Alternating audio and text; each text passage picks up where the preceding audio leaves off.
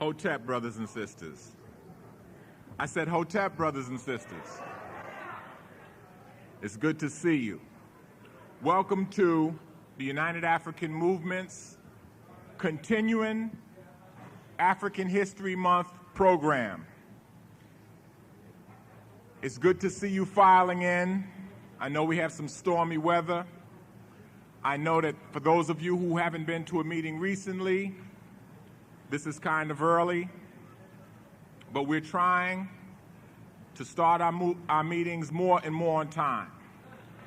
I told you we're moving from CPT to BPT, and very soon we're going to be functioning on APT, African People's Time. How many of you were here last week? How many enjoyed the program we had with Dr. Justice last week? Okay, good. Last week, our talk served as an introduction to a continuing series in which we're really exploring one topic. And that topic is how to organize and liberate our people. Our topic last week was mental health, and this week, continuing in that same vein, we're going to be talking about the war to control the African mind. I know a lot of you didn't think that such a war might be going on, but that's exactly what's going on. If you look in the dictionary, the word war comes from the Norman word, the Norman French word were, W-E-R-R-E. And what it means is an open and armed conflict between principalities. And if you look up the word control, it comes from the Anglo-French word, which means to counter by rolling on its axis. It's a means of opposing. And I know that all of you know what the African mind is. When we say African mind, we're talking about that mind that originated along the Nile Valley. We're talking about that mind that erected the mud brick pyramid-shaped tombs down in the lower Nile Valley. And then as we moved up the Nile Valley, or down the Nile Valley, depending upon your perspective, but northward, that began to erect pyramids made out of hewn stone. When we say African mind, we mean that mind which has spread all over the world and whose contributions have made those good things in the world those good things. We're talking about the mind that laid out the plans for Washington, D.C. through Benjamin Banneker. We're talking about the mind that introduced medicine and introduced science and technology to the world. So when we talk about the African mind and the war to control it, we are talking about a very vital subject when we talk about liberating our people. Because if there's a war to control that mind, and we don't even know that it's going on, then we actually are going to have to first learn that and get into that before we can even take our next step. Today's speaker, Dr. Amos Wilson, and we have conferred a doctorate on him. We don't have to wait for anyone else to confer a doctorate on him because, as I would say of Professor Clark, and I've said it before, fortunately I said it before, for those of you who remember, I'm not saying it because Amos is here today. If Professor Clark and Amos Wilson aren't doctors, you could take the doctorates, the PhDs and the MDs of most of these people out here and make toilet paper out of them.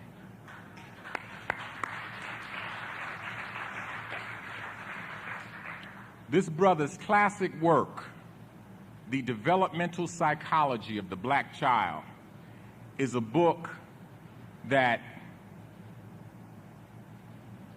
every person who works in the field of mental health and even lay people who are not working in the field of mental health need to get into.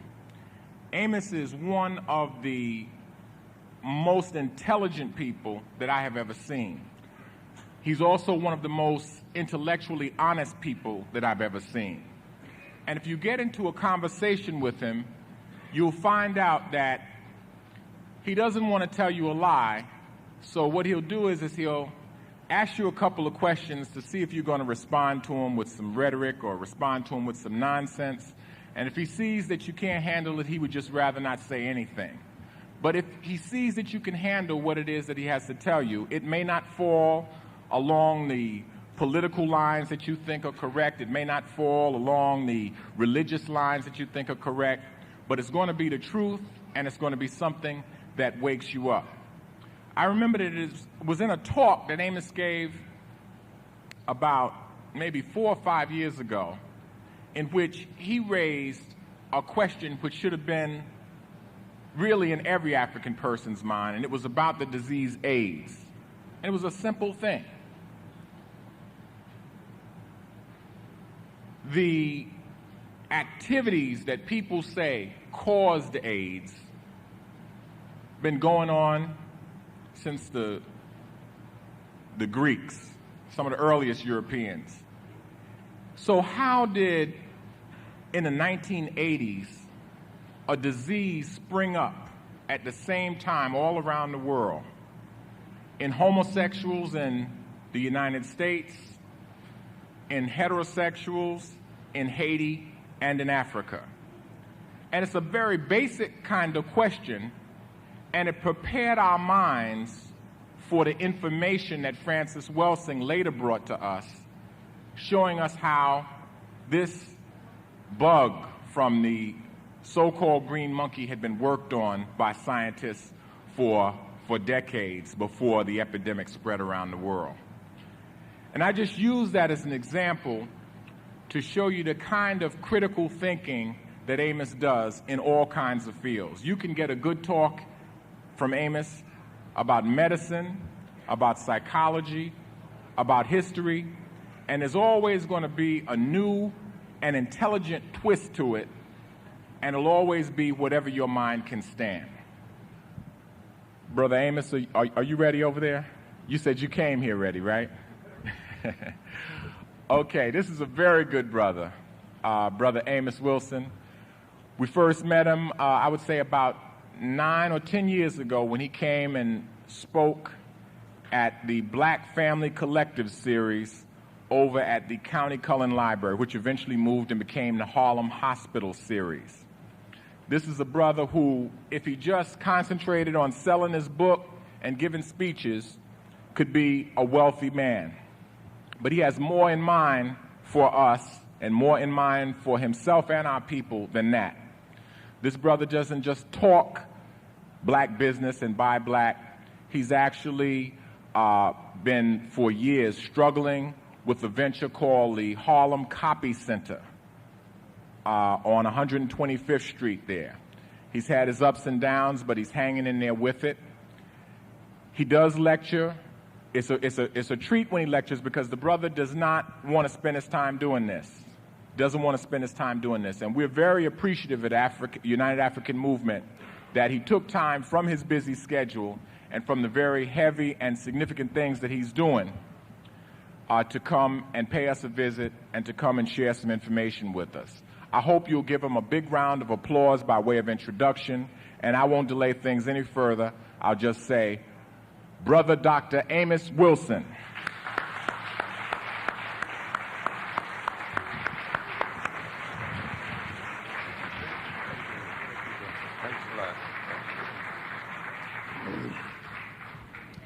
Thank you kindly. I'm very honored and it's a pleasure indeed to be invited to share this bit of time with you. And of course, congratulate you in terms of the work you're doing and the support you're giving our brothers here. And I very much encourage you to continue. I hope, of course, I wasn't the cause of our lateness. We got caught up with some traffic on the train and had to even go back uptown and come back down again and catch a local. We're going to talk a bit today then about the war to control the African mind. In fact, I remember quite some time ago when I started out on the lecture circuit, I talked about war, particularly psychological warfare. And the idea being that we as a people have been subjected to psychological warfare for hundreds and hundreds of years. In fact, I talked about how we let the Europeans structure our history for us. I was in Newark last week when I tried to indicate there that culture is not only concerned or is not only about the behavior of a people, the habits, the dress, the dance, the language and customs of a people, but a culture has a time dimension, that there is a time dimension relative to culture. At that point, I tried to show how our children, to a degree, are miseducated as a result of the fact that the time dimension, the very time schedules for classes are keyed. History is not only a way of a sequence and events, it's not only a series of dates and events. History involves the demarcation of time, the division of time. That our sense of history is actually a geometrical, mathematical concept. That history is a system of coordinates wherein we locate ourselves in time and space. We determine past, future, and present in terms of our sense of history. And therefore, when our history is rewritten, or when history is distorted, our sense of time and place is distorted as well. And when we let then Europeans write history and divide history up in terms of their time system, they're also then distorting our identity and distorting our sense of location and place, distorting our sense of the past as well as our destiny. So we get a history that's divided up, let us say, in terms of World War I, World War II, Korean War, the Vietnamese War, and so forth. And yet, as African people, when we look at war, we may date the history of war quite differently. We may recognize that we have been at war with the European continuously for the past 2,000 years. And therefore, we cannot accept their demarcation of wars, because that distorts our perception of ourselves and distorts our relationship with the rest of the world. Beside the military war, actually psychological war is probably the most important factor involved in the conquering and domination of a people. It is not enough just to physically conquer a people or militarily conquer a people. That requires vast expenditures of money, men, power, military force, police force, and other kinds of things. The ultimate captivity, of course, involves the waging of a psychological war against the people so that they can be controlled without military outlays. By changing their minds and shaping their minds, they will literally become self-controlling. They will literally then, through their own self-determination, fit into the needs and purposes of the captive armies, of the armies that are in control of them. The attempt then has been, and if we look at the history of neo-colonialism and the history of the European psychological warfare, has been one then where the Europeans have withdrawn their governing forces, where they've withdrawn their armies and so forth, but through education, through cultural imperialism, through the control of information and other things, have continued unabated a psychological war against the African mind. And ultimately, then, it must be this war we have to fight and win. When we talk about, then, the war to control the African mind, we, of course, should sort of define our terms. And I'm not going to define mind in the fullest sense of the word because, of course, there are many definitions and many perceptions of what mind is or what it may be. I'm going to look at it, though, from a perspective that sees it in a dynamic sense, that sees the mind as a sort of what we call a nodal point, as a point of conversion and diversion of what we may call field forces. In other words, the mind is at the point where internal forces from the personality and from the body and external forces from the environment impact upon one another. The mind then is a coherent system of operations that is more than a thing, because we cannot locate mind in a place. We cannot look into our brain and say, this is where the mind is located. When we look at the brain as it thinks, we note that the full brain usually is involved. And there is constant oscillation, shifting, and moving in the electrical chemical activity of the brain. There have been psychologists, for instance, who've tried to really locate something we might call mind or aspects of the mind, and of course have failed at the attempt. So under these circumstances, it's more to our advantage then to look at the mind in an operational sense, in terms of what it does. So in this sense, we can say it is a relatively coherent and active set of operations which is influenced and influences the field which surrounds it. That is, it is a set of operations that is influenced by the inputs from the environment, of which it is a part and a product in a way, and it also acts on the environment. So it's a situation, the mind then is a set of operations that seeks to coordinate and regulate those forces, those energies and vibrations that flow into it from the environment, from the body, and to regulate those forces and reactions that flow from the body and from itself onto the environment itself. The mind, though, is not only then pushed back and forth by the forces that come into it from the environment or that push it from the inside of the personality or from the body, it is also self-controlling and self-regulating. One of the things and one of the supreme characteristics of the human mind is that it is self-aware. We are aware of our own thinking. That is, we can think and at the same time be aware that we are thinking. The human mind is self-reflecting.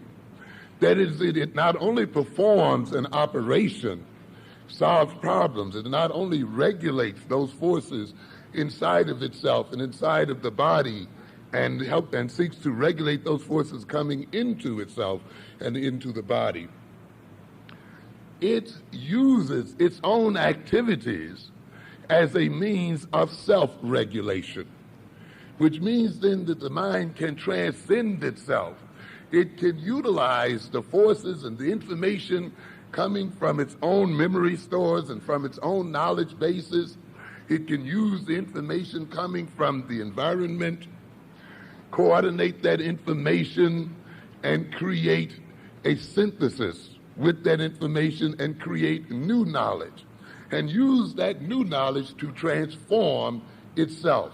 So in that instance, it is self-transforming. But let us get back to the basic premise of the mind.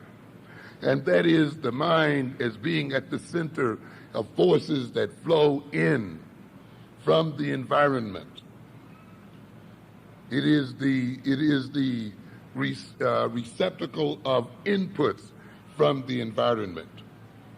Current perceptions and evaluations and moods and the geophysical, socio-psychological circumstances influence its operation.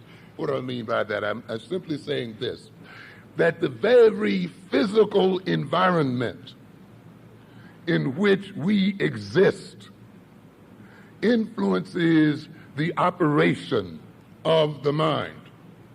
And of course, we shall see as we proceed with this lecture then, it is no wonder that the European seeks to control the very living physical circumstances under which African people must exist. That these very physical circumstances themselves help to shape and mold and influence the operation of the African mind. I often tell my students that we not only live under certain conditions, but the conditions we live under live in us. We not only then live under certain conditions, those conditions become a concrete part of our minds, and those conditions speak through our mind and through our behavior. That is one of the reasons often in listening to people talk, looking at them behave and dress and so forth, we can get a good idea from where they come. And get a good idea of under what circumstances they have perhaps lived. We can get a good idea of their educational and social background. So then when we live in an environment, we not only exist there, the environment begins to live in us and literally uses our body as an instrument of its expression and uses our mind as an instrument of its expression. Why do you think then that the Europeans' chief tool against the African mind and against African people is that of physical separation?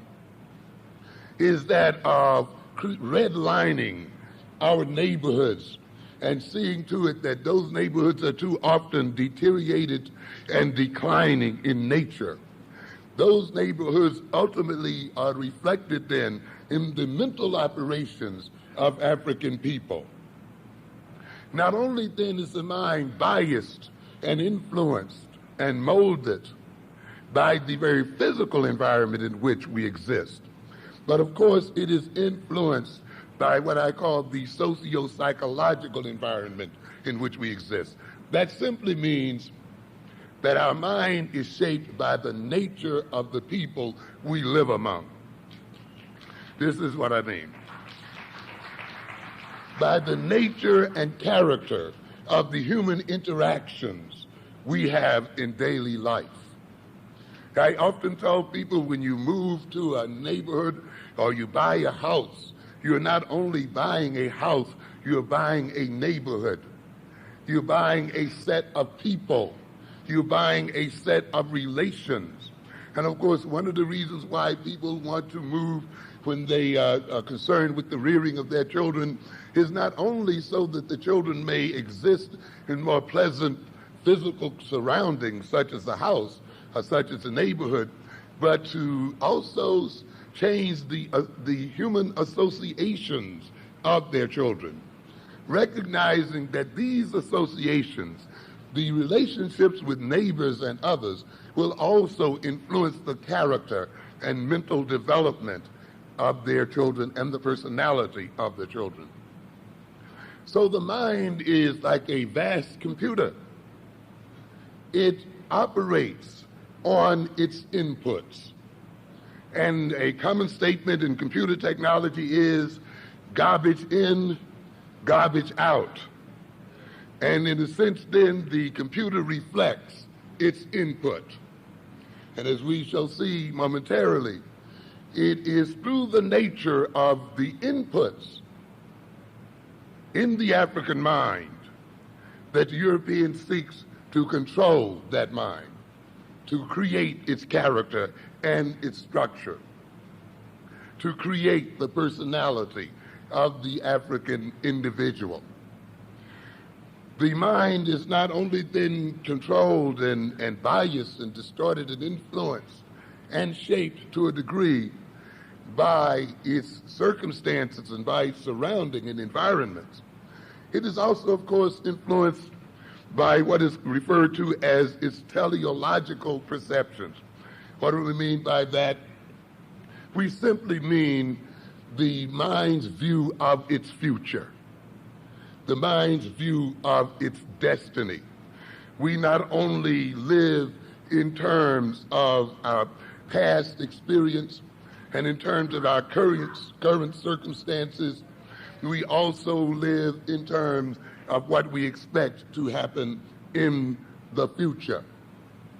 I've often admonished our audiences that in rearing our children, we not only must rear them in terms of current circumstances or past circumstances, we must rear them in terms of the future.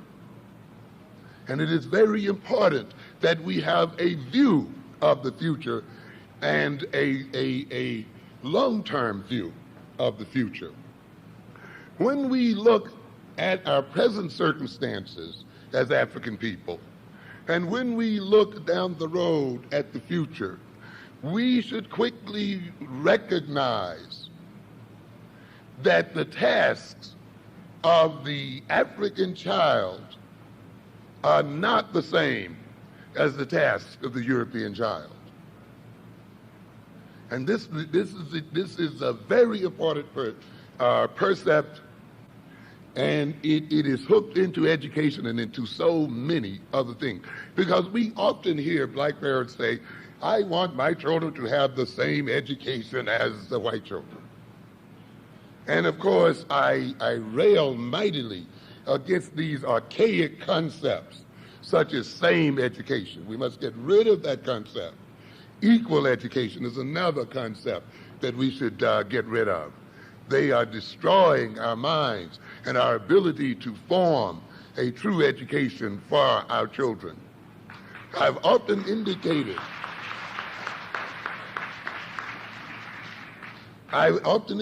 there's no such thing as a standard education.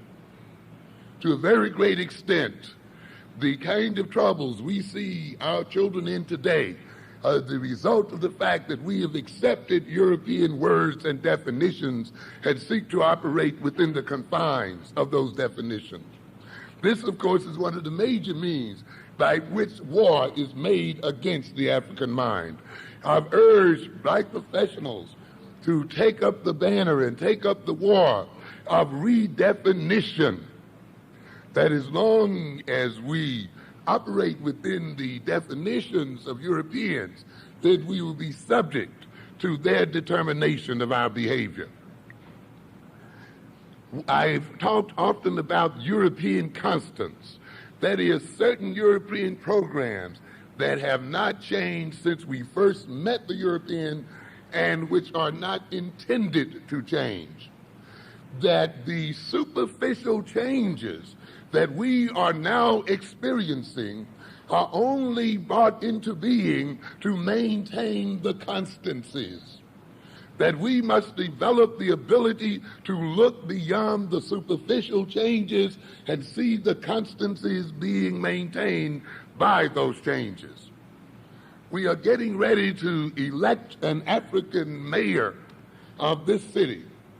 But beware, this change is still another version of neocolonialism.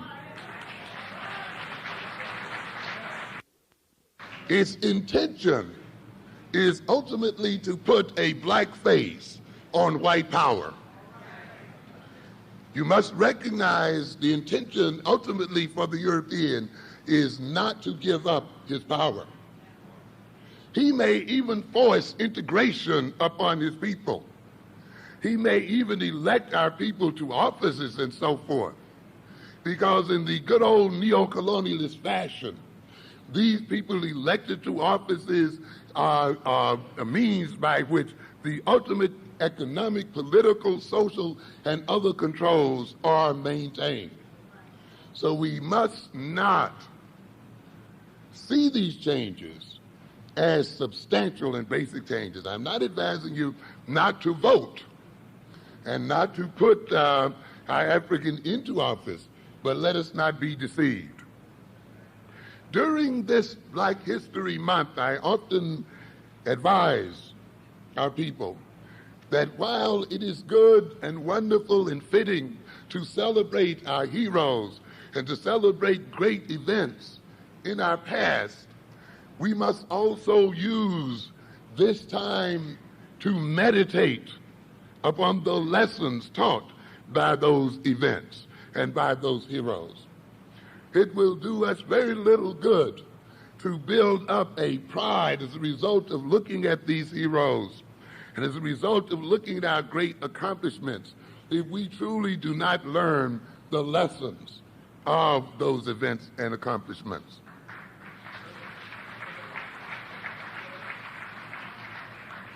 We must recognize that in a way we are now undergoing a second Reconstruction period. That this is not the first time we have been down this road in America. Those of you, of course, who read Lerone Bennett's Black Power USA are familiar with that fact. I've often noted how Bennett did not finish that book. Of course, he then talked about what? Black mayors, black lieutenant governors, black legislatures, black voting power, black corporate leaders, black men in the Senate, black men in the Congress. And yet, in the 1870s, when Andrew Johnson changed his program, when the Supreme Court changed its program, our people were disenfranchised, and it took us 100 years to get back to the same point that we were at then. Which means then that a people who can give are people who can take. And simply because we may be voting in a black mayor doesn't say that this is going to go on forever and ever. We voted him in before. And because we did not change the basic power relationship between ourselves and the Europeans, we were disenfranchised. In this context, I often warn that we are not protected by laws. We are not protected by courts. We are not protected by presidential mandates. They are but words on paper. Words cannot protect your interests. The law is only as strong as those who enforce it. And the laws that now so-called protect us are written by our enemies and enforced by our enemies. And the day that they decide that they will not enforce them, the law will be null and void, and they will remain neutral on the books. So that the ultimate thing then is not laws, not civil rights laws and rules, not fair housing laws and rules. I've told you again and again that if one day the European has to choose between feeding his child and your child, I don't give a damn what law is on the books. He's going to feed his first. And you may cite laws and rules, but the reality will be the one with the most power is going to be the one that rules under those circumstances. So that the ultimate goal for African people then is not the placing of laws on books, nor even the election of mayors and governors, but ultimately the building of power so that we can prevent those who would wish to destroy us from doing so, regardless of the laws they may write, regardless of the laws they may enforce or not enforce. So when we look at the mind then as a teleological instrument, is determined by its teleological perceptions. Thank you very much. And again, I'm saying teleological is just one big word for future. It's hooked into our word telephone, which means distance, just distance. That's all we're talking about here. We look and we see the condition of African people today. On the bottom, as Garvey noted so many years ago, everywhere he went, the African man, the black man, is on the bottom of the economic, social, and political ladder. Those circumstances have not changed. In many instances, they are getting worse. We will find, if you go to Barnes and Nobles and some of the others, numbers of books asking, can the African survive? Our very survival into the next century is in question. I often note that our children looked at the series Star Wars, and I noticed that in the beginning of that series, there were no black people in the movie at all. And I noted that whenever then the European looks into the future, there is not a black man there. They had animals, robots, and everything else, operating rocket ships and so forth, but not a black man was there. Which means then, ladies and gentlemen, those who think that they're in control of creating the future do not see the African man there at all. This means then ultimately, if we look at the task that our children must perform, that the basic task of the European child is conservative. To conserve and maintain the advantages that the European already has, and to enhance those advantages. So that means they're rearing in their homes, in their communities. That means their education then is basically conservative. Because since they already have the advantage, they seek then to maintain that advantage. When we then look at the African child, we see a very different future. And I've often said then that future is revolutionary. Given the condition that our people are in today, our education cannot be then conservative. If we are to save our people from starvation, if we are to remove our people from the bottom of economic, political, and social ladders, then we must overturn the current orders of the world.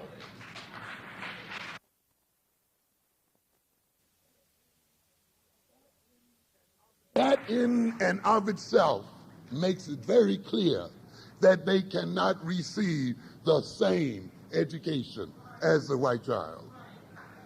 They cannot be reared the same way the white child is reared, because they have very, very different tasks to perform. It is when we recognize then the future tasks that our children must perform, and when we reflect on that task, we then use those future tasks and knowledge of those future tasks to reorganize our present circumstances, to reorganize the schools, to reorganize our relations one to the other, to reorganize our perception of ourselves, and yea, even to reorganize our history, because history is alive and history is present.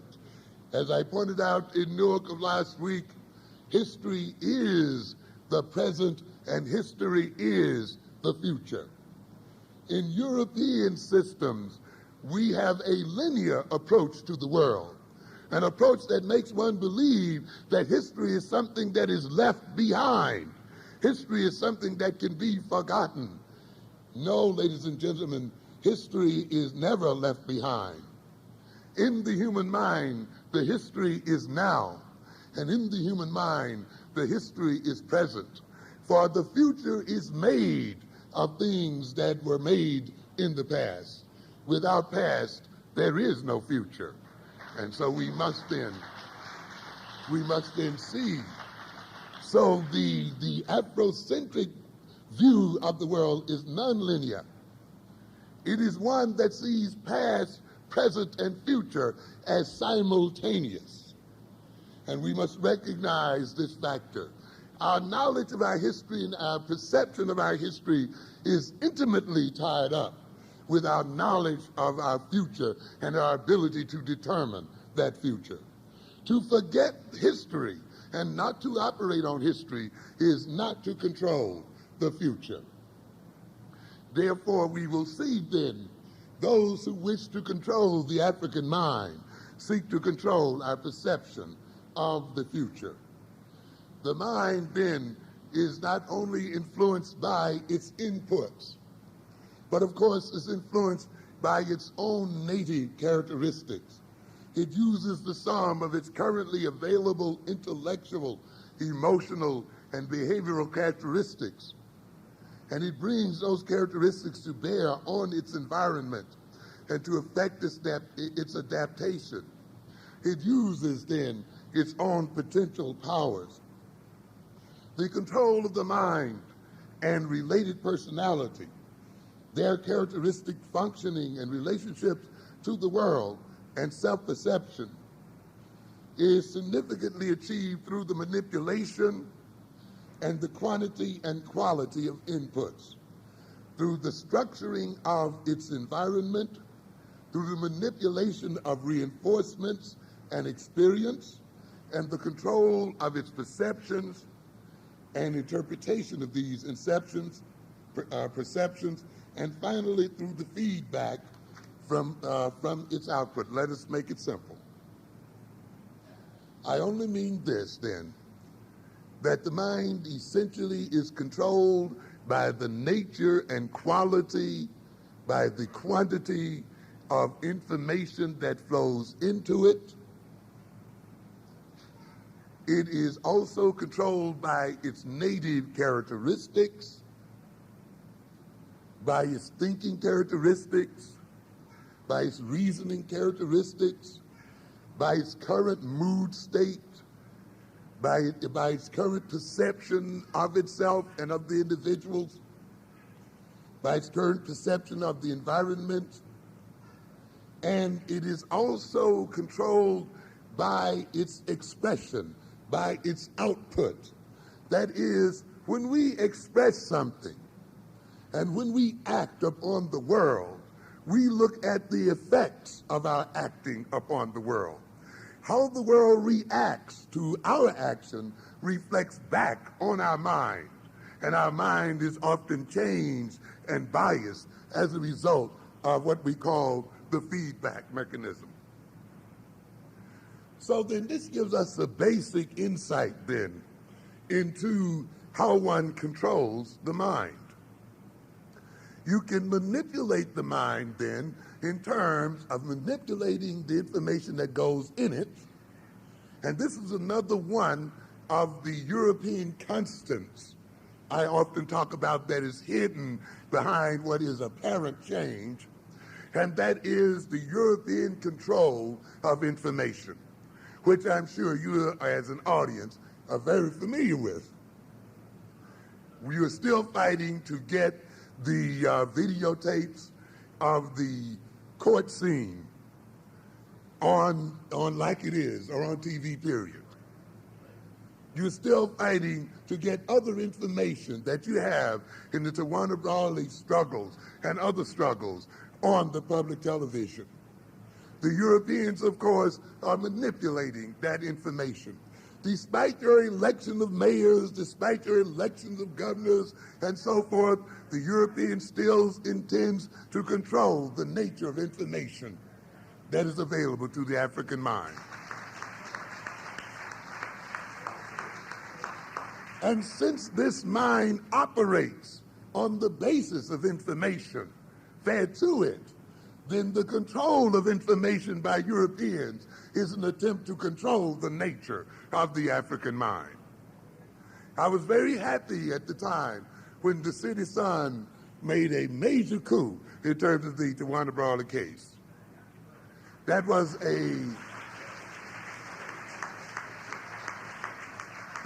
a monumental event, ladies and gentlemen. I hope that you recognize the great historical value of that situation. For the first time, a black newspaper, I may not say the first time, but at least the first time in current history, a black newspaper threatened to become an authority within itself.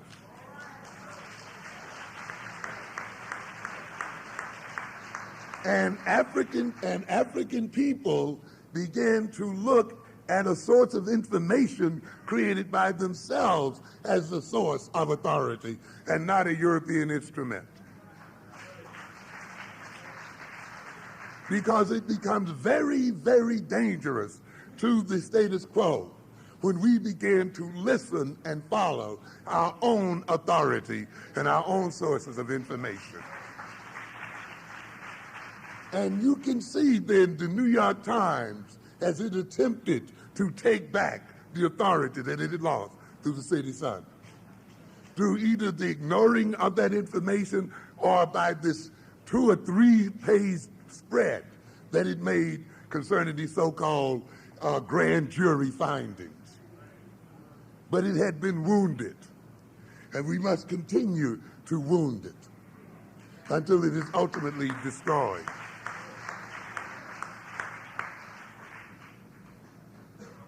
Information is controlled, and I often talk to college students about this. One of the constants that still remains with us and that is intended to remain is what I call the control of the domain of discourse. What does it mean? It only means the control of what it is that is important to talk about. The determination of what is worth talking about, what is worth learning. The European seeks then to control this domain of discourse. What is news? You know, the New York Times then sees itself as what, the paper of record and this and that, which means in a way that it is not news until the New York Times says it's news. It is not news unless it occurs on the major network. Anything that doesn't occur on the major networks does not make the Eurocentric papers then is not considered news. It is not considered worthy of learning. We see this in college catalogs.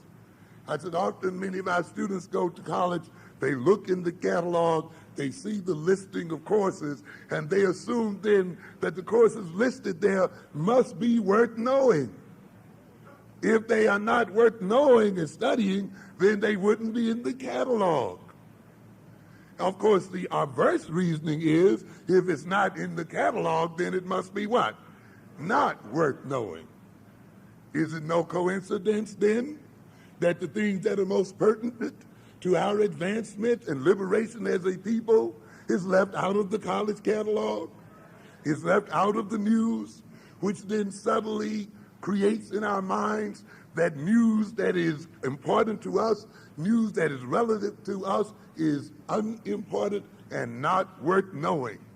So the very design of the catalog, the very news stories that appear in the paper, the very news stories that are projected on the television set create a value system in and of themselves. And the very fact then that certain things are called news and other things are not, then biases information and ultimately biases the very nature of our minds. And ultimately, it biases the very characteristics and capacities and abilities of our minds to operate on that information and future information. The mind also then has some, I wouldn't say innate characteristics, but at least innate potentialities. Those potentialities such as reasoning, logical thinking, critical analysis, comparisons, contrasting, evaluative stuff, these kinds of things, calculating, weighing, measuring, looking at cause and effects, looking at relations, abstracting. Those characteristics are the very operation the mind uses to operate on the world itself, to operate on information, to transform information, to synthesize information, to store information, to compare information, to use information that is ultimately projected in behavior and ultimately projected on the environment. A mind then that cannot look at implications and develop implications, a mind then that cannot perform simple syllogistic reasoning, a mind that cannot perform comparisons, a mind that cannot contrast, a mind that cannot calculate, weigh, and measure, a mind that cannot determine causes and effects, a mind that cannot determine relationships, a mind that cannot perform organization, a mind that cannot perform planning, a mind that cannot evaluate its effect upon the world is a mind then that has no real influence upon the world, and is a mind that has lost control of itself, and is a mind that cannot protect the interests of the personality and the person in which it is a part. This type of mind, this type of structuring is the result, to a good extent, of the nature of the inputs of the mind. And is a nature then, as I said earlier, of the kind of conditions under which the mind operates and lives and exists. One of the reasons then our children have problems often in their thinking skills and reasoning skills. As a side here, I'll say for a moment that we as people can only be in the condition we are in as a result of being robbed of our common sense, as a result of being robbed of our thinking skills, as a result of being emotional and not reasonable, so that our behavior can come under the control of reason and logic, under the control of critical analysis of possibilities and probabilities. It is necessary for the European, in order to control the African mind, to emotionalize that mind. And if you'll note the ads on TV and radio and the other propaganda appeals to which we are subjugated time in and time out, are designed to speak directly to the emotions, not to the rationality of the individual. You can only hypnotize an individual once you get around his critical analytical thinking. And the African then is often emotionalized as a prelude to his behavioral manipulation. So then, it is no accident that our children are placed within certain schools, or as I said earlier, that we are forced to live under certain psychological and physiological circumstances. For it is supposedly in the schools and in the institutions that these inherent characteristics and potentialities of the mind are developed. It is supposedly in the schools that thinking skills and reasoning skills and comparative skills and implicative skills and other skills are trained and developed in the mind, so that the mind then can operate autonomously and independently in the world and bring then the world under its will and under its subjugation and protect the individual in the environment and, if necessary, from the environment. But a thinking black man and woman is a dangerous black man and woman.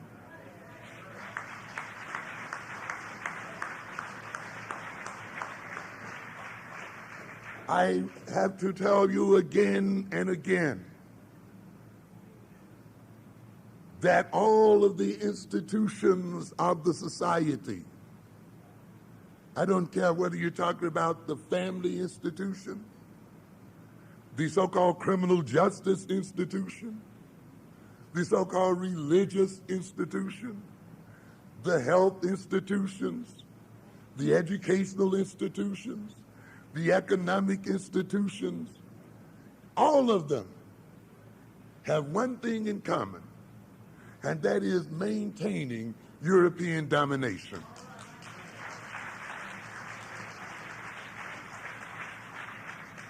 And I have said often, and I will say again, that is the reason why when you meet those institutions, they will operate in relationship to you in a way that is the very opposite of what their name implies.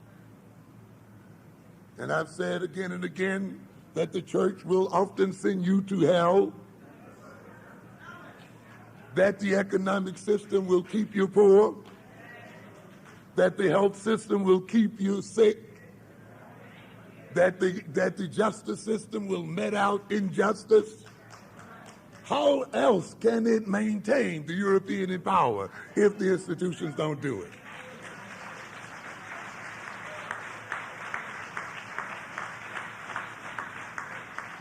And I'm surprised by how often we are surprised as to why our children are not learning in these schools. We don't understand. In order for us to be in the condition we're in, we must literally be turned backwards as a people. We must be reversed because this world can only be ruled in terms of lies. When you have a minority of people, a 10% of the world's population, a 10% of the world's population whose lands are not inherently wealthy, whose lands have no natural resources, ruling over the other 90%, then that other 90% must be kept out of its mind. That other 90% must exist in a state of deception. That other 90% must live in a reversed situation and in a backward situation. Therefore, that other 90% must accept the lie as truth and the truth as lies.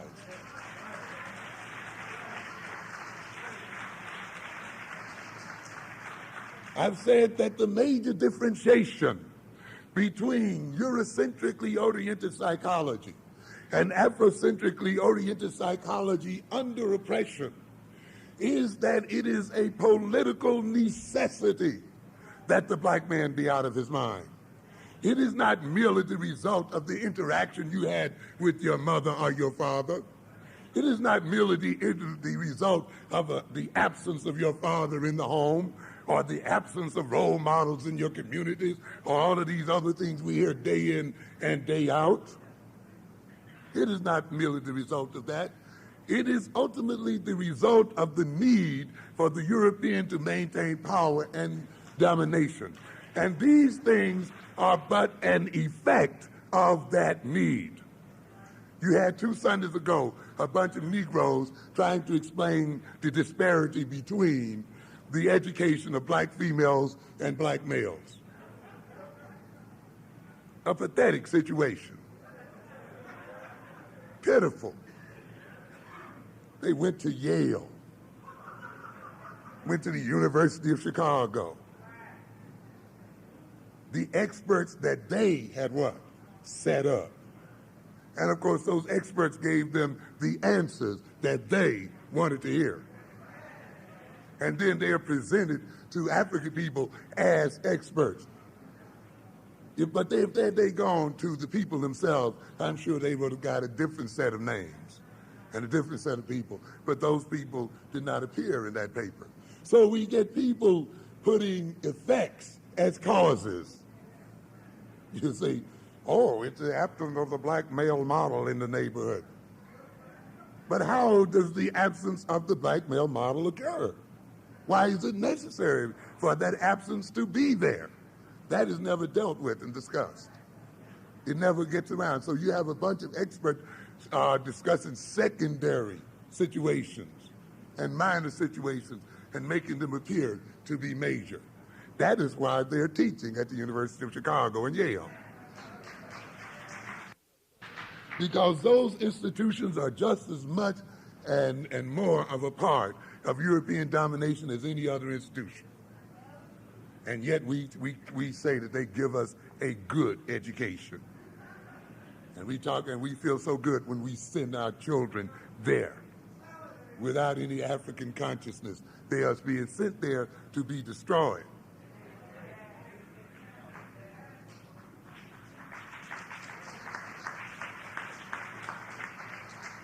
So then we have to then look at the schools, because it is in the schools, it is in the colleges and universities that the black man and woman, the black child, the black boy and girl must be taught to be dumb. That is the purpose of the schools. Let us recognize it. If the European can only exist to the extent that we are not in control of our common sense, that we are not in control of our identity, that we are not in control of a shared collective activity level, if the European can only exist and dominate as a result of the fact that we are not in love with ourselves and with our people, if the European can only be in control as a result of the fact that we have not fully developed our technological thinking capacities and the ability to concretize those capacities, then why do you think those abilities and those personality characteristics are going to be taught in European-oriented schools? It doesn't make any sense. The European is not going to teach his enemy to overthrow him, and yet some of us think that that will be the case. There is hardly any African in the world that is ever given a European education. You know, we hear some people talk about, well, that he has a white mind, or he thinks like white folk. Black people are not taught to think like white folk. You can sit in the white university as long as you want to. You'll never be taught to think like a white man. You can even learn the same thing in terms of course content as the white boy and girl, the white student. You can learn it even better. You can come out summa cum laude, and you still have not received a white education. No, sir, you get a Negro education no matter where you go in the system. I wouldn't complain. I often tell people, you know who thinks more like a white man? If you want to use those terms, I'm putting those in parentheses. A Farrakhan. Yeah. Yes. How do we say that? Because you see, if you're taught to think like a white man, like white people, you want your own nation. That's what white folk want.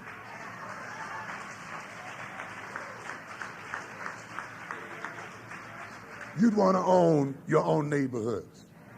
That's the way white folk think. You'd want to control your own economy.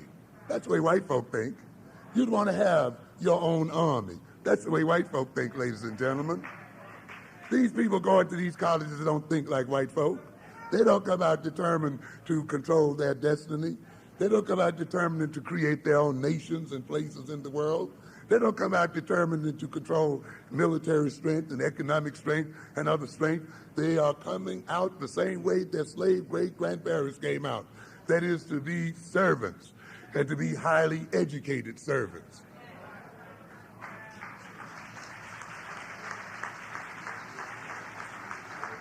That is why a Farrakhan frightens them, because they see themselves in a Farrakhan who says, I don't want to sleep with your women. I don't want to marry your women. I don't want to live among you.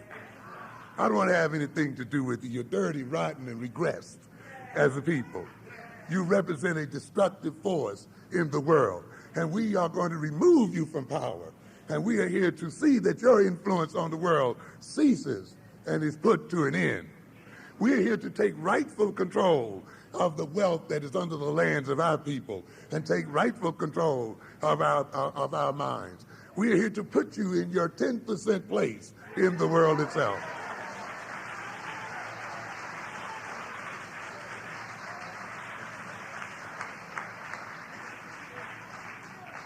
They see that.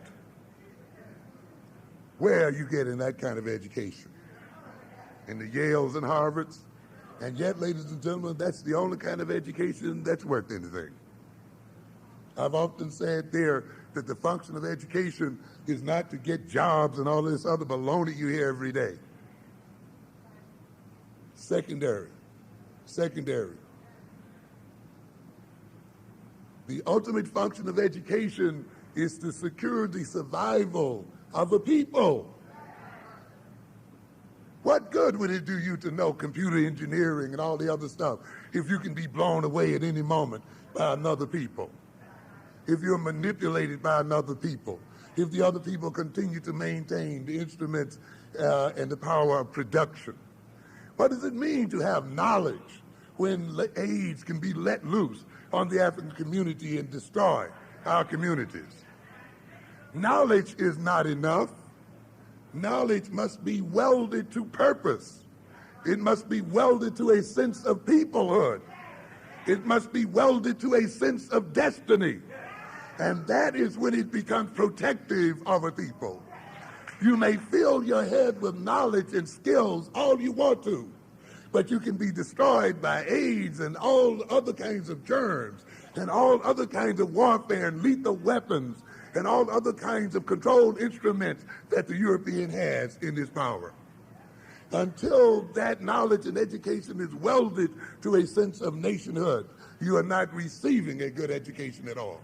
And therefore, a good education must be measured in terms of the degree to which it protects your survival and interests as a people, and not otherwise.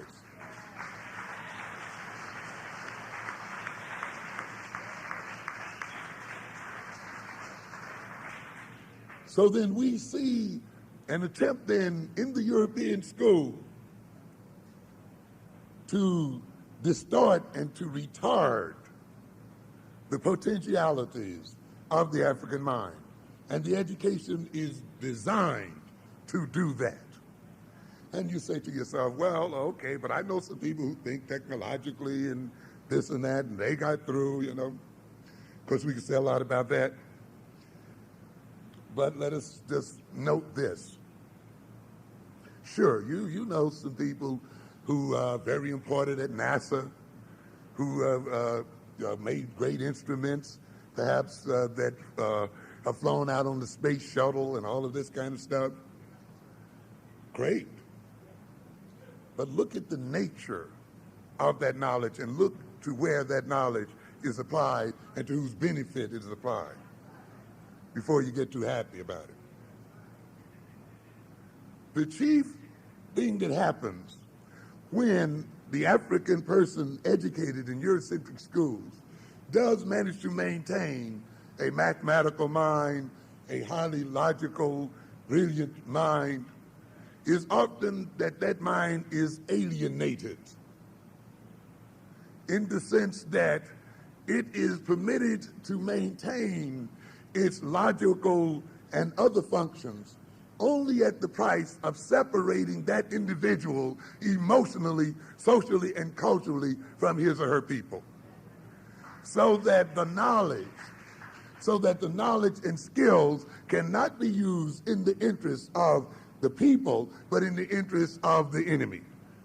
As we often say, when one is alienated so that one's capacities and ability can only be used for whose benefit?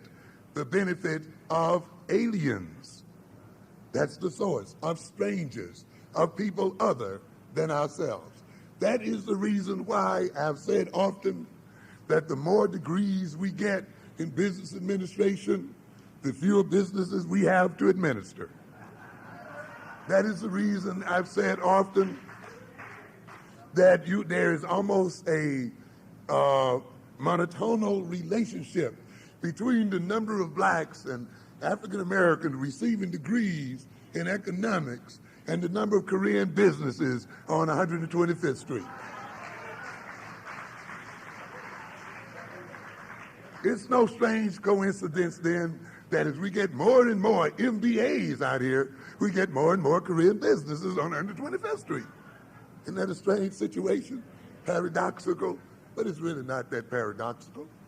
We've noted here now that on 125th Street, there are approaching 70 Korean businesses on that street. You try to name me 20 black ones on that street. And yet there are 95% of the people on that street that shop on that street are black people, African Americans. Where are the MBAs? Where are the PhDs in economics who went to the Wharton School of Finance?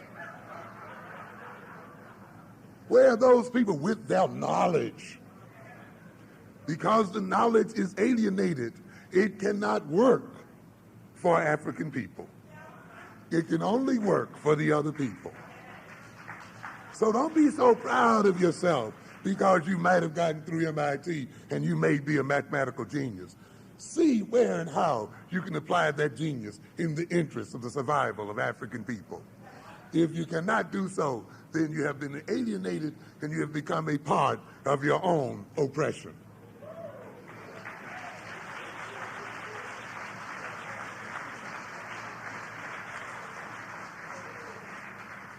So we can see then this mind is controlled by the nature of its inputs. And in light of time, I'm going to have to move on here, but I wanted to look at a few things to indicate just how intimately related the nature of the mind is and how much the mind is biased by the nature of input.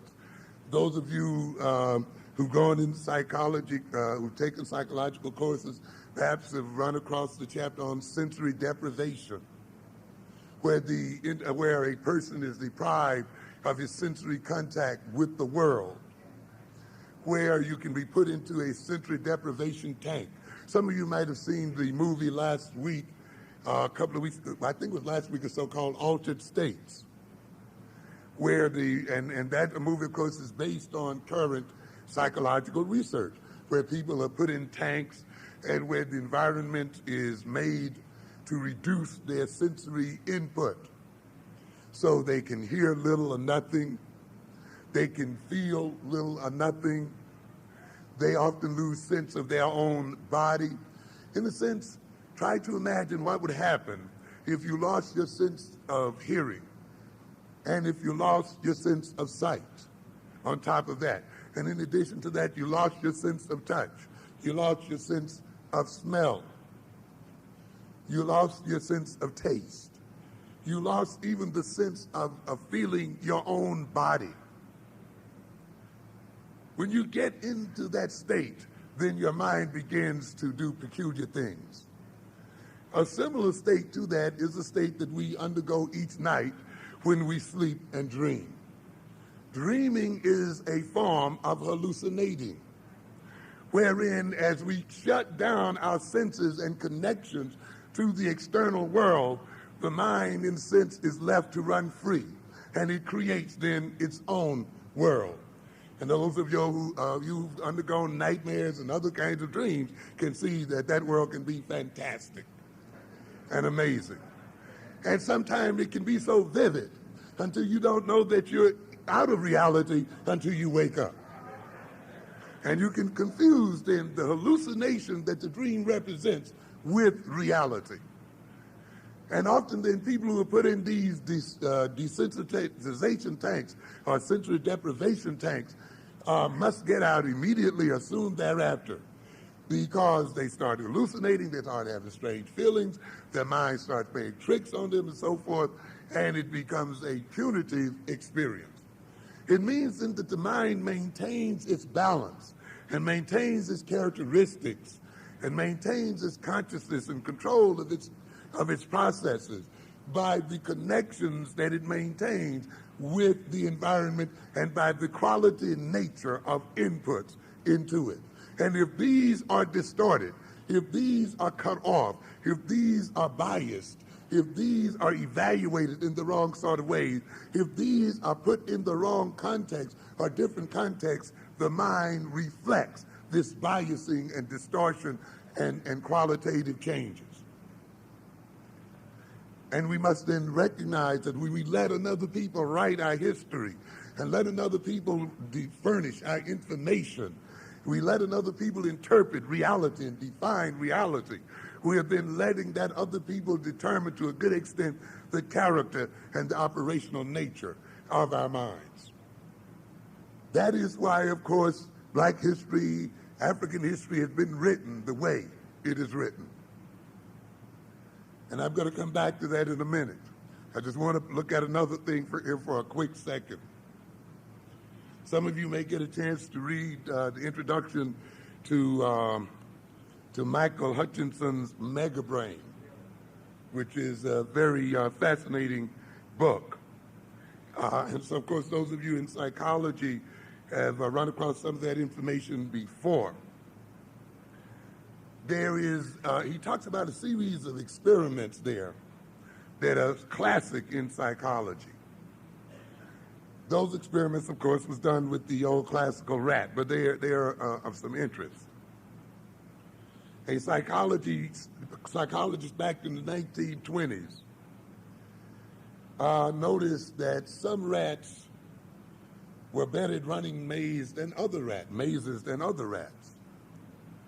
And of course, what he did then was to select what he saw as maze bright rats and maze dull rats, separated those rats and had them reproduce, so that he developed a genetic strain of smart rats and dull rats. You see, by continuing to reproduce, they then passed on the genetic characteristic of brightness or dullness as far as mazes were concerned. An interesting situation here again, trying to control the breeding characteristics of rats. And of course, that's not too unfamiliar in our own history, the controlling of breeding characteristics. A number of psychologists then wondered if these rats, the bright rats and the dull rats, run the mazes differently, do they then have a different chemistry, brain chemistry? And I'm emphasizing this chemistry because often we think that words are just sounds. And I try to get across again and again that words are more than sounds. Words are physical. Words cause physical changes in the brain. Each time you hear words, each time you perceive something, each time you experience something, chemical, electrical, and other changes take place in your brain. There are physical changes that occur in the brain itself. So these psychologists reason then that if these rats are dull and if some of them are bright, then they must have a different brain chemistry. So they then look at the brain chemistry of these two rats, these two sets of rats. And they noticed then that these rats had differing levels of a brain enzyme referred to as acetylcholinesterase. We won't go into exactly what that is. It's an enzyme, though, that is the result of certain neuronal activities. An enzyme that controls the effects of various other chemicals on the neurons themselves. Each time we behave, each time we think, there is a transference from one nerve cell that makes up our brain of a chemical to another nerve cell. And this chemical, when it impacts upon the receiving nerve cell and on receiving hundreds of thousands of nerve cells, has an effect on the way we behave, have an effect on what we do, on how we think and how we feel. There are other chemicals that are necessary then to control these effects. So acetylcholinesterase is one of those chemicals then that turns on and off, or that regulates then the effects of those chemicals that are passed between neurons and that are ultimately responsible for learning and other forms of behavior. These psychologists then found that the rats with higher levels of acetylcholinesterase learn better than those with low levels. The maize bright rats had higher level of acetylcholinesterase than maize dull rats, so that their very brain chemistry was different. Now, the psychologists then went on further to reason that if the brain chemistry between bright rats and dull rats is different, can we then manipulate the chemistry of these rats and the brain chemistry of these rats by manipulating the environment of these rats. So, of course, many of you are familiar with this then. What these psychologists did were to place 3 groups of rats from the same genetic background. Let us say they took the maze-bright rats, one set of rats who had the same genetic potential, put them in 3 different environments, in a so-called standard laboratory environment, in a so-called impoverished environment, and in an enriched environment. They then, after placing these animals in this environment, remember now they have essentially the same genetic potential. They're all maze-bright rats. After placing them in these different environments, it was noted that the chemistry in the brains of these rats reflected the environment under which they existed. In other words, those rats which started out on an equal basis genetically, who had been exposed to the enriched environment, where they had greater challenges, greater stimulative challenges, where they had a varied environment and so forth, had higher levels of acetylcholine esterase than the other rats that were raised in the standard environment and raised in the impoverished environment. In other words, the very chemical nature of the brain was regulated by controlling the very environment and the very sensory input into the brains themselves. The very nature of the inputs from the environment in which those rats lived determined the chemical nature of their brains. I can't go into it in detail because of the time factor here, but I'll point out one other thing that these experiments showed very clearly, that not only did the chemical nature of the rats' brains reflect the conditions under which they lived, but the very physical nature of the brains reflected the environments under which they lived. Their actual brain weight changed. The actual number of connections between neurons increased. The actual number of synapses, which are those parts of the cell that are interconnected and are part of the communication networks with other cells, increased. Many other aspects of the brains were transformed physically and chemically as a result of the experience under which those rats had lived, under the influence of the nature of the information that they had received and that had gone into their very minds. It was shown that the weight and chemistry of these rats could be changed when they were in old age. That is, they took rats that were the equivalent of 75-year-olders and 90-year-old human beings. And these rats' brains were made to change chemically as well as physically as a result of being exposed to varying information and varying environments. So they indicated then that the brain is eternally plastic, and that its ability to operate and process information, to control behavior, to manipulate the environment, to control itself, is intimately related to the quality of information put into the brain itself. I don't have time to read this piece. Those of you who want to look at this Tuesday's New York Times science section, and I urge that you read this section. If you don't read any other section, read the science section in the New York Times on Tuesdays. On one of the pages there, they talk about test hint, drug may invigorate. On one of the pages there, they talk about test hint, drug may invigorate the older brain. And they talk about then a drug that was used to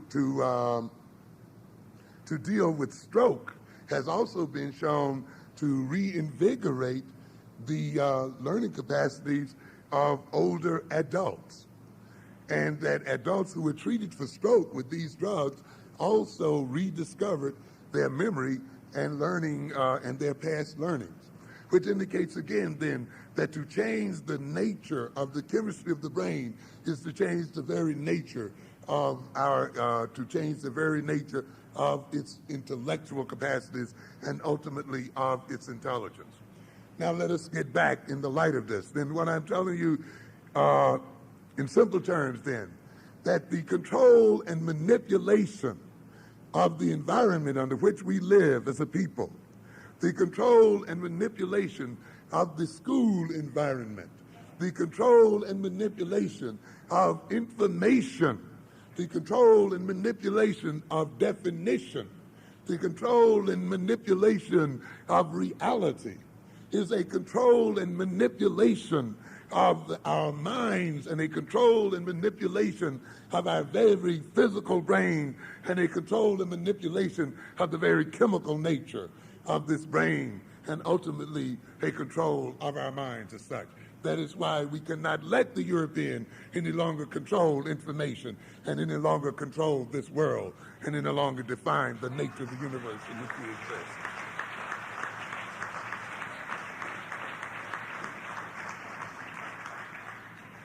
Let us look then at the writing of African history.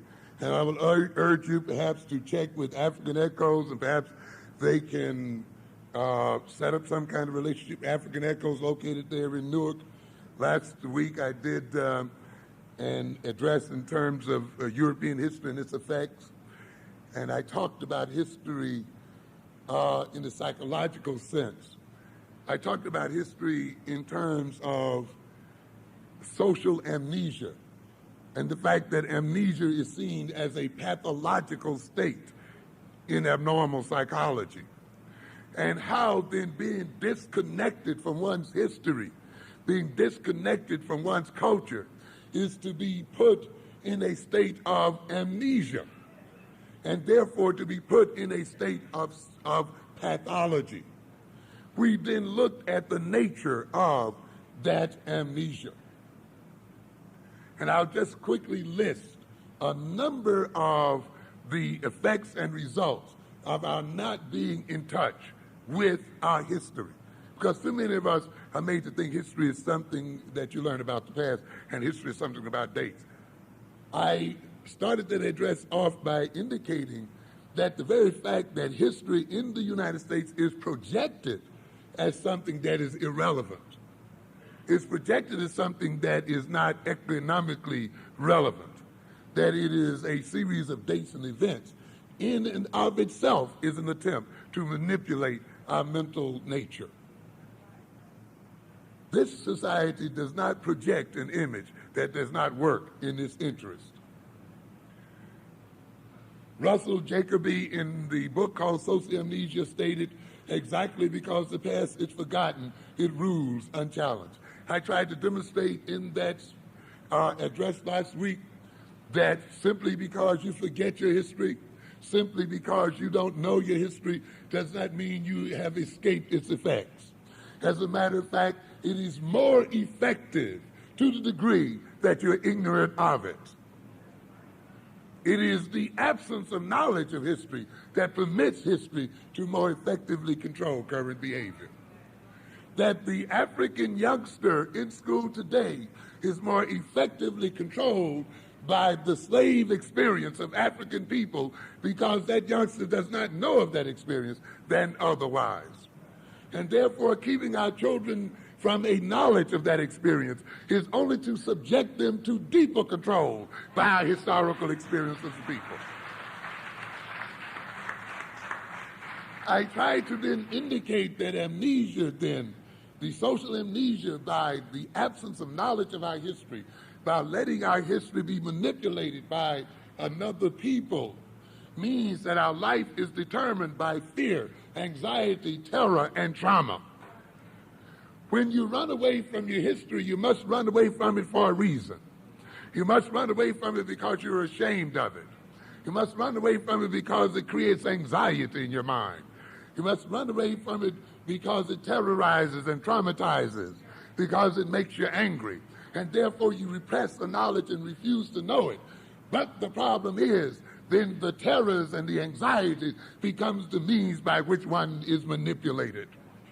So the very absence of the knowledge of history means that we are controlled by the fears of that knowledge. And therefore, the personality falls under the control then of fear and anxiety. And consequently, we become pathological.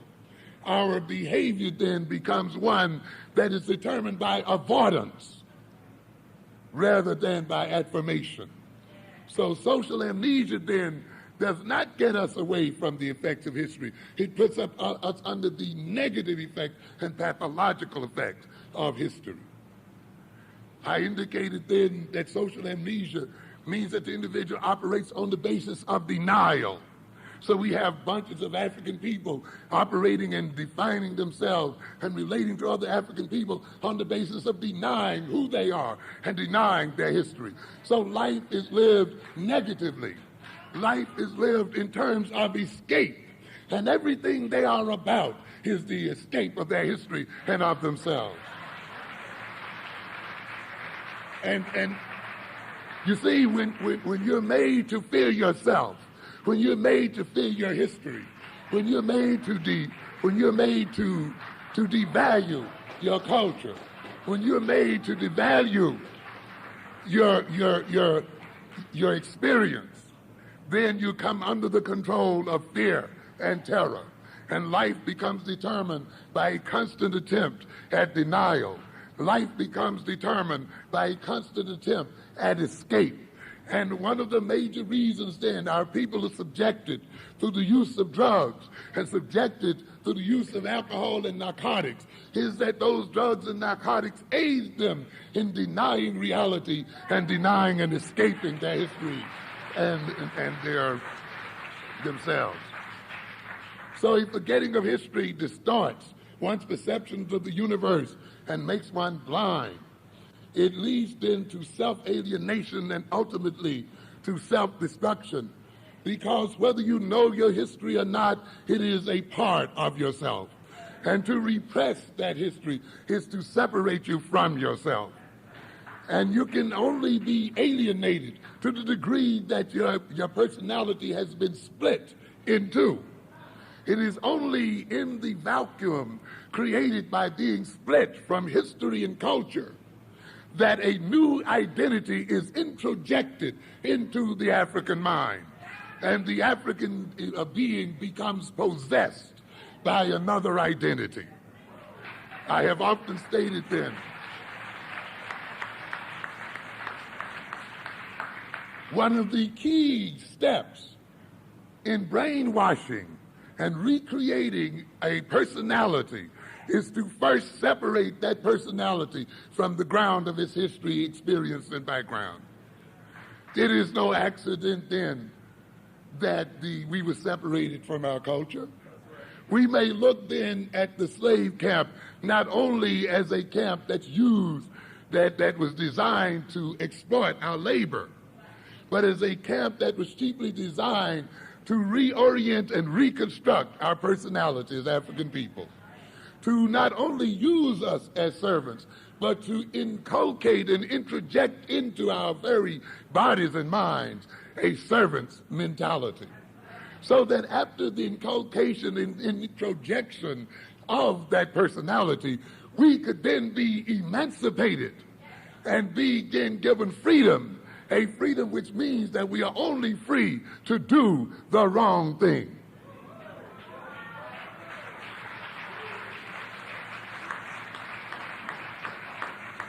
We are given a freedom of choice because the mentality has been set up in such a way that we will always make the choice that works against our interests. And it's been designed and set up that way. But in order for that to occur, we must have first been separated from our African identities. And an emptiness and a vacuum created so that we could suck in the new identity. And that identity then could take control of our bodies. We are possessed by demons. We are possessed by a demon introjected into us by a demonic people. And as you saw in the movie The Exorcist, and it's so amazing, we sit in these movies and are entertained and don't see the insults that these movies represent, and don't learn the lessons that these movies teach. The Exorcist is a supreme lesson in introjection and demonology. The demon then gets into the body and literally uses that body and manipulates that body. The demon only serves its creator.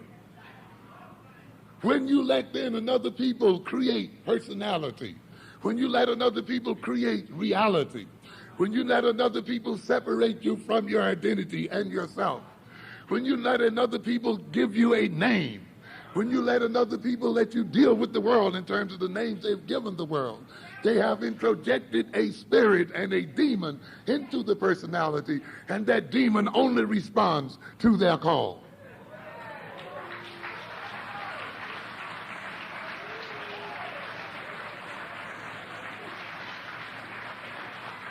The very appetites of that demon, the very tastes of that demon, the very thing it desires are those things which abuse the body in which it is a host and destroys the body. It hungers for unhealthy things. It hungers to take destructive things because it has no concern about the body it inhabits. Its purpose is to work against that body and to use that body in service of its masters and of its creators. This introjection then of the spirit can only occur as a result of a separation from the identity, from our African identity and identity with ourselves. And so this is what social amnesia does. The rewriting of history then is set up as a means of separating us from ourselves so a new identity can be introjected. So I want you to understand then that history is not just about knowledge and facts and information and about time and so forth. It is intimately tied up to who you are and what you are, how you see the world and experience yourself as a person. Social amnesia then means that the life is based on negation versus affirmation. Life is unintegrated and misunderstood. When you don't know your history, then you don't know the source of your motivations. You are a puzzle to yourself. You start asking yourself, why did I do that? Why do I behave the way I do? Or you hear some of us say, why do we act like we do? One of the curious things about human nature is the very experiences that create our personality are the very experiences we don't remember. The personality essentially is formed by age 2.5. How many of us can remember in detail the experiences we had from birth to 2.5? And yet it is those experiences during that time period that pretty much makes us who and what we are as a people. So then our absence of memory of that period does not mean that that period is not manipulating and controlling our behavior as a people. It means then that the very way we behave and the very basis for the way we behave is inaccessible to us. Then we don't know why we behave as we do. When a people then rob you of your knowledge of history and culture, your own motivations and behavior then become a puzzle to yourself. And you cannot then engage in self-understanding or the understanding of the universe that surrounds you. Motivation is puzzling and uncontrolled. When then we are separated from our history, and yet that history is the basis of our motivations, then those motivations control us. Those motivations become habits, and we then become weak in the face of those motivations, and we find ourselves then creatures of habits rather than creatures of reason, rather than creatures of wisdom. When we are then put into social amnesia by having our history controlled, in forgetting our history, we forget and misinterpret the history of others and their motivation. I indicated that you cannot deeply understand African history without deeply understanding the history and psychology of the European. It is through the understanding of yourself that you understand the psychology of your enemy.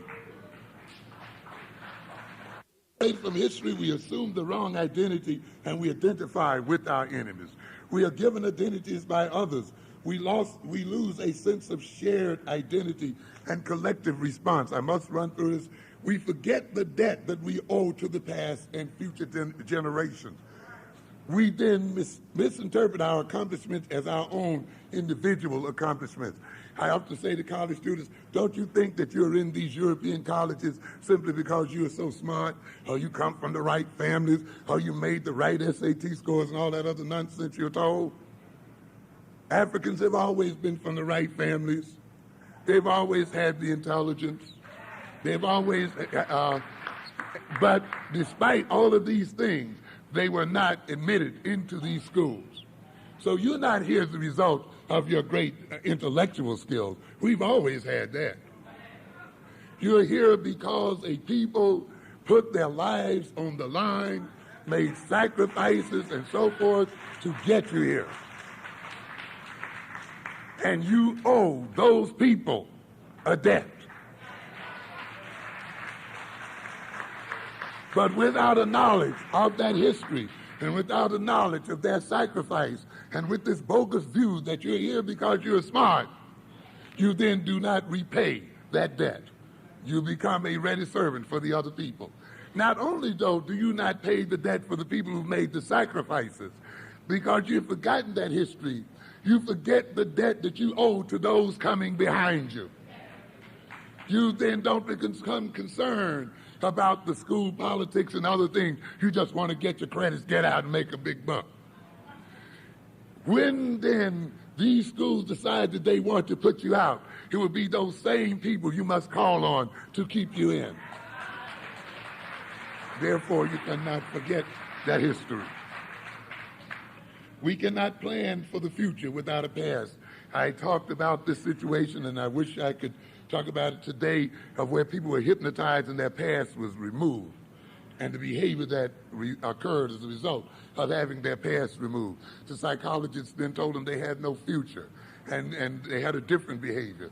The psychologists then told them that they had no present, and a different behavior occurred. What are we saying then, ladies and gentlemen? The manipulation of history has concrete results on behavior, has concrete effects upon the world. History, as I said earlier, is a grid. It is a set of coordinates by which an individual determines his place and position in the world and places himself in space and time. And therefore, a people who have forgotten history and a people who are not concerned with the future are a people who have lost their orientation, are the people who have a sense of meaninglessness, a sense of purposelessness, a people then who are manipulated by current fads and current fashions, not a people whose behavior is determined by purpose and by a sense of destiny. That is the reason why history is rewritten, not only just to rob us of facts and information, but as a means of controlling the future. Intellectual structures and powers are undeveloped and restricted. Our talents are alienated. I showed in that lecture in the prior week how, through the forgetting of our history, we actually have lost economic power. I showed how Africans on the continents, by recalling African tradition, were able to raise and are able to raise large sums of money to finance their businesses, how they are able to get away from Eurocentric banks. I come to tell you, ladies and gentlemen, there's no such thing as a black bank. That banks retard black economic progress. Is it little wonder that Freedom National Bank, sitting on 125th Street, lets 70 Korean businesses inhabit that street, while black businesses cannot flourish there? What good is Freedom and Carver doing us sitting on that street if they cannot establish businesses and economic development over there? It is because they are not ours. They are institutions of foreign powers. It does not matter if there are black people in it, as long as they are regulated by the federal government and regulated by European tradition and history. They belong to Europeans and not to African people.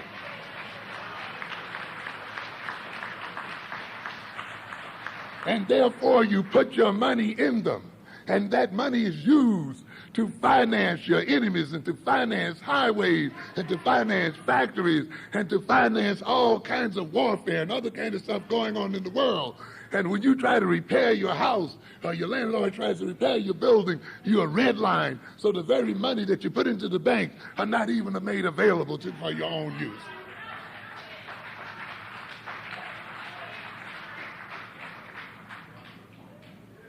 We could do without them.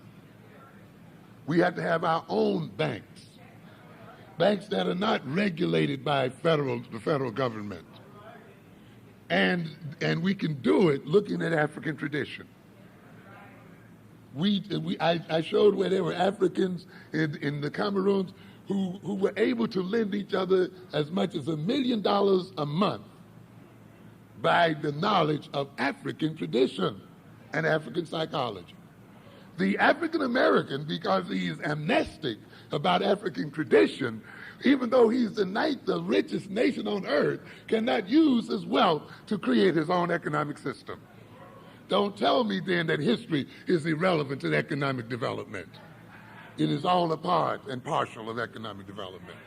Why do you think the people rob you of it if it doesn't work to their economic advantage? So we must look again then at amnesia.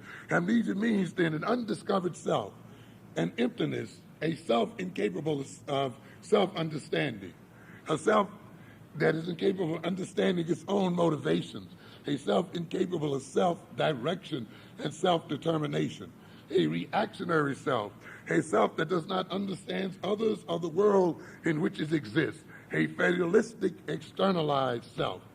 Let's then wrap it up. And I just want to show again, we're still talking about the theme of how one controls the mind by controlling input, by controlling the development of its potential characteristics such as reasoning and thinking and so forth, by controlling its outputs. Our children are destroyed, for instance, by the fact that when they make a brilliant answer, they are met with a stony silence, or they're not rewarded. The mind looks at that situation and says, well, when I make a brilliant statement, the teacher seems unhappy. The teacher seems uninterested. The teacher seems annoyed. Then I had better what? Stop making them. The mind then reflects back on itself and begins to make itself dumb, begins to turn itself off, begins to restrict its behavioral possibilities and retards its own development. The individual then becomes functionally retarded in the sense that there is nothing organically wrong with the brain, but the person is behaving as if the brain has been damaged. When you let another people then be in control of the reinforcements, be in control of the A's and the B's and the C's, be in control of the scholarships, be in control of the various rewards, then those people then control the expressions of your children, and those expressions are fed back to your children's mind, and the children literally then recreate themselves in the image of those who control the reinforcement.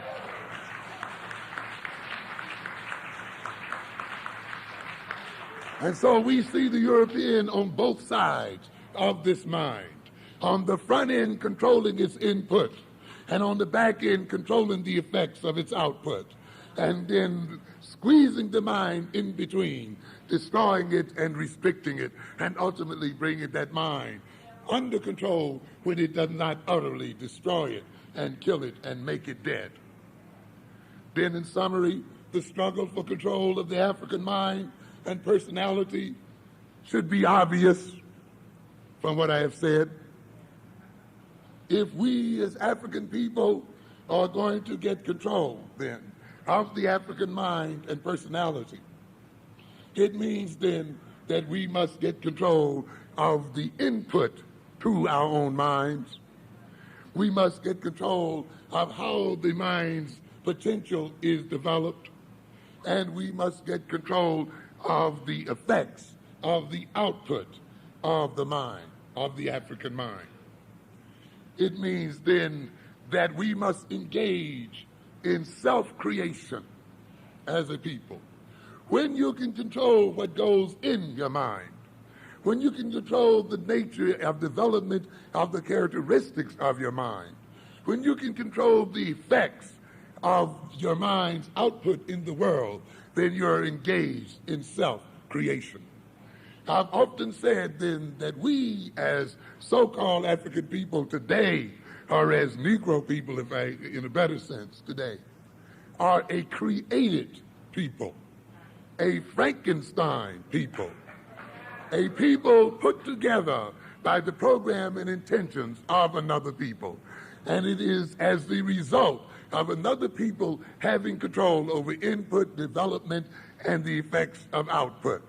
We see it in the skin of rat, where that rat is put into a situation and its whole personality and capacities are controlled by having its situation controlled. What does that mean then ultimately, ladies and gentlemen? It means that we even move beyond a knowledge of history.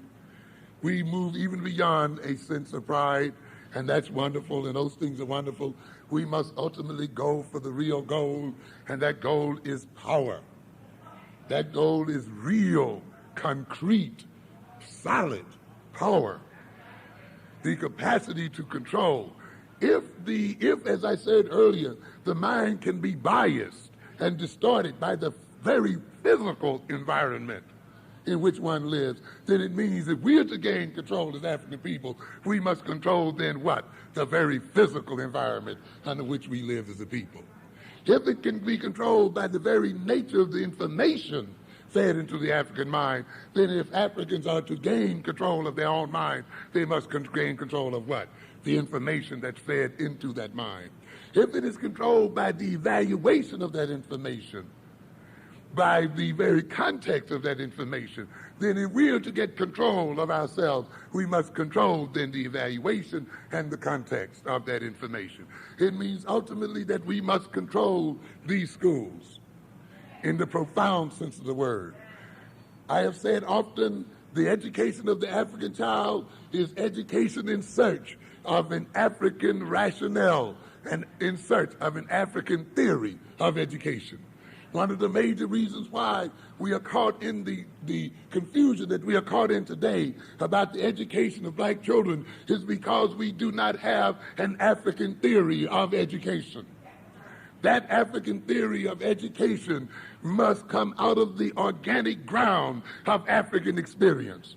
When you see then what your children have been robbed of, what kind of personalities must be missing in order for this society to be controlled the way it is controlled.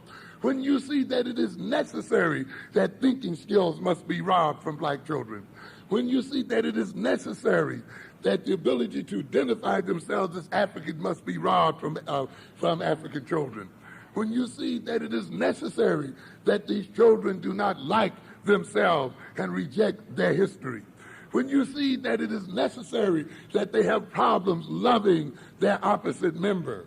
When you see that it is necessary that they have problems in conceptual thinking and abstract thinking and so forth, you will then recognize what the curriculum of the education of your children must be. When you see then how these characteristics are robbed of the personality, and how it is accomplished, then there's an implicit educational program in that. Not looking at the way other people educate their children, not looking at the way they do it somewhere else. The education of children must come out of the ground and experience of African people. So don't tell me history is a set of events and dates and so forth. History is your very life. It is through the understanding of history that an educational theory is developed. Then you know exactly how long you want to teach. You know exactly what you want to teach. You know exactly where you want to go. You know you want to get rid of these standardized tests. You know you want to get rid of these reading exams. Who told you, as I say often, that your children must know the same thing at the same time, at the same point that the other children know it? To take these standardized tests, the so-called achievement tests, is a way of letting the other group determine the nature and content of the education of your children. You cannot say then that you've been through a slave experience, a Jim Crow experience, a scandalizing experience of your history and of your personality, and then assume that you can just throw your children in a Eurocentrically designed system and they are just going to come and learn the same thing at the same time that the other children learn. When are you going to then inculcate within your educational system a therapeutic and other kind of model that gets them over this kind of destruction of their mind and concept of themselves, so that then they can move forward in the development of their academic and intellectual skills? So it means that what we do with our children in the first 2, 3, or 4, or 5 years of their life cannot be what the European is doing to his child in those first years of his life.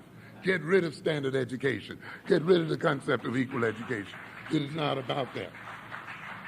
So ultimately then, the strategy for the regainment of the control of the African mind means the recapturing of the African identity.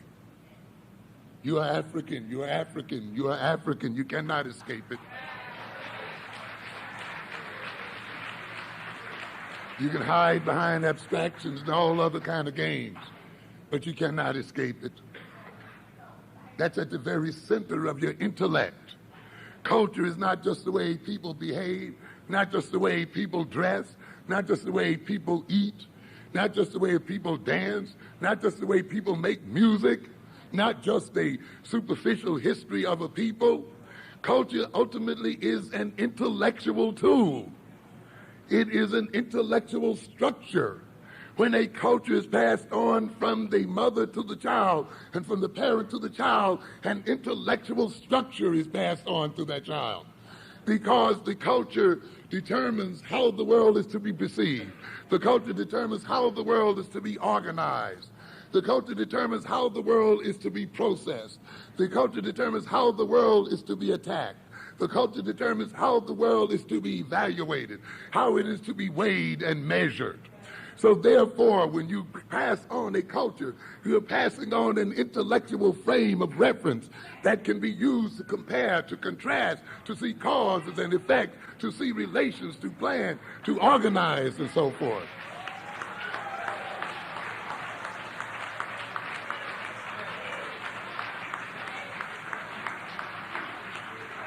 And therefore, when you rob your children of your identity, when you rob them of their history and rob them of their culture, you rob them of their minds. And that is why we have it written the way we have it today. So ultimately, if you want to get back in your minds and recapture control of your mind and recapture control of your destiny and recapture the control of your lands and the economics and so forth, you must first recapture your African identity. Thank you very much. Thank you.